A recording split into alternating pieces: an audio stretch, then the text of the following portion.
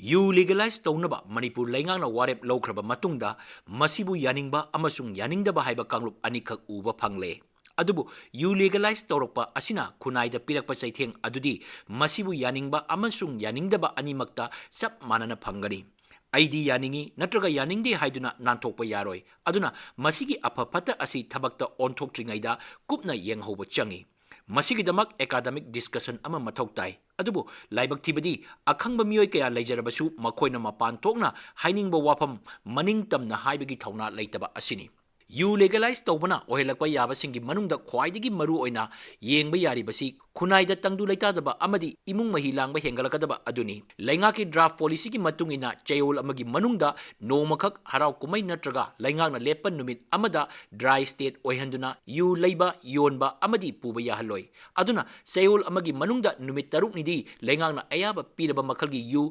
license paiba dukan amasung hotel singda phangani.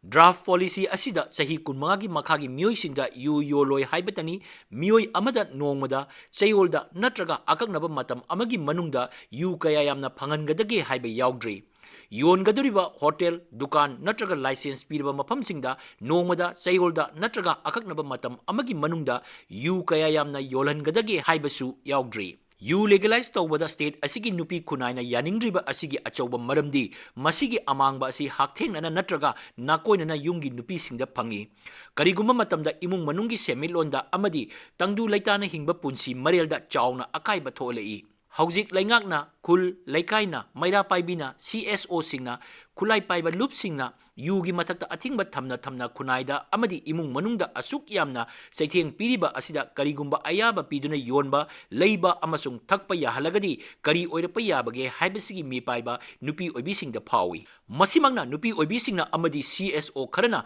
laingangna yu legalize tawnaba honaba asida akanba mongda yaningdabagi achauba maramni tongan ba survey gi matungina state asida leiriba misingi maruina nupa singi manungda chada marfu romdi yu thai hari aduna state asida leiriba yu thakpa miyoi sing register tawbagi mathau tarai asigumba register tawba miyoi singda DC SDO SDC natraga mari leinaba excise department na card issue tawduna makoina yu leiba matamda card aduda entry tawhanduna akaknaba matam amada pigadaba chang thamba maru oirai kariguma thogdok wathok sing lakpada ahenba chang loge harabadi mari leinaba authority gi ayaba lohonba changi masigi thorangsu udri.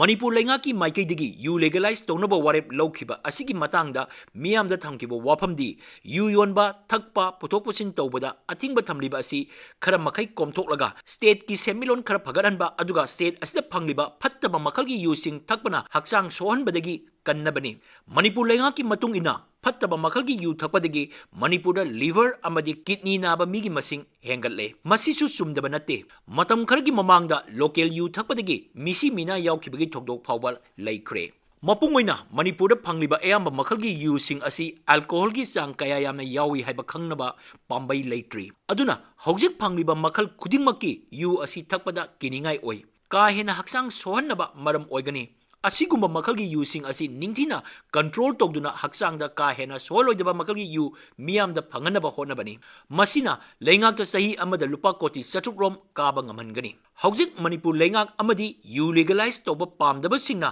miyangi wahang kharagi pakum piba mathau tari Manipur Prohibition Act 1994 MMN 2012 leina excise department na police na yu thingba ngamde thoina henadum yu lalonba singbu sogatpa manba thawong sing miyamna thengnadaba natte haujiksu mafam kharada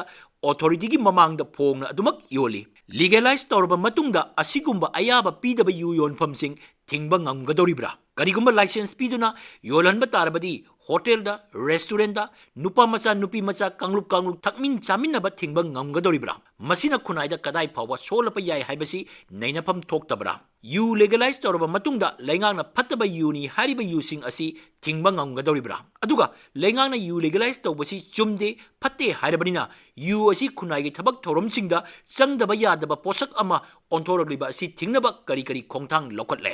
kunaina ayaba piraba amagumna thakpa yonbada athingba leitraba polam ama legalize tawraga tax khara launaba honabada akaiba leibra